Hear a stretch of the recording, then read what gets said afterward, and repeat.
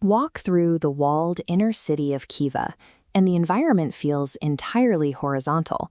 Heavy, sand-colored mud brick walls and low, rounded domes define the landscape of Ichan Kala, anchoring the settlement in centuries of desert tradition. But turn a corner, and that uniform, earthy horizon is abruptly broken. A slender, brightly colored needle of glazed tile shoots upward, piercing the sky at an angle that contradicts everything around it.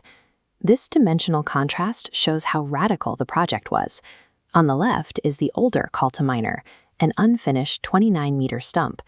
To its right stands the Islam Khoja minaret, reaching 56.6 meters on a base just 9.5 meters wide.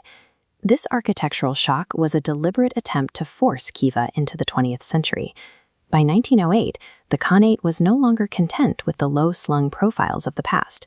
It was using sheer vertical scale to try and catch up with a rapidly modernizing world. The climb begins inside the Islam Khoja Madrasa. Built between 1908 and 1910, this ground-level structure served as a traditional center for religious education, but its construction revealed a city that had run out of room. This floor plan reveals the physical limits of the old city. Because the surrounding streets were already fixed in place, architects had to cram 42 student rooms into this asymmetrical, trapezoidal layout. There was no more horizontal space left to claim. The builders masked these cramped quarters with incredibly fine craftsmanship. The facade is wrapped in bands of green and blue tile, using intricate patterns to draw the eye away from the irregular, forced geometry of the walls behind them. But the beauty of the tile work couldn't change the physics of the site. Down here, the school is bound by the heavy, tradition-bound footprint of an ancient capital. The crowded madrasa represents the weight of the task. With no room left to expand on the ground, the only way for the empire to project a new vision for itself was to build upward into the open sky. Step inside the base of the minaret, and the light immediately fails. The entrance leads into a dark, incredibly narrow stairwell carved into the core of the tower. This cross-section diagram shows the physical test ahead. From the dim entry at step 1, you face 118 relentless steps.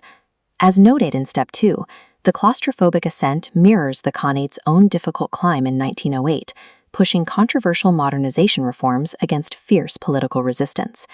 The minaret served as a public political declaration. It was built to prove that the Khanate could produce a modern, world-class monument, signaling to internal rivals and the Russian Empire that the old order intended to survive. Every single step up through the oppressive, windowless dark represented the empire's desperate push against its own heavy history, struggling to reach a height where it could finally see beyond its own borders. On the exterior, that internal struggle is hidden behind a vibrant, highly engineered skin. The tower doesn't just rise, it projects an image of mathematical precision. This diagram breaks down the facade's visual rhythm. Horizontal bands of glazed tile slice through the mud brick, breaking up the vertical mass. Using a trick called visual lifting, the tapering profile and carefully spaced bands create an illusion of the structure pulling itself skyward. The aesthetic pays homage to early minarets, but its needle-like slenderness was unprecedented for Khiva. It was an ancient form executed with a modern 20th century sensibility. The result is a mathematically ordered exterior that provides a sharp vertical counterpoint to the chaotic alleys and asymmetrical buildings at its base.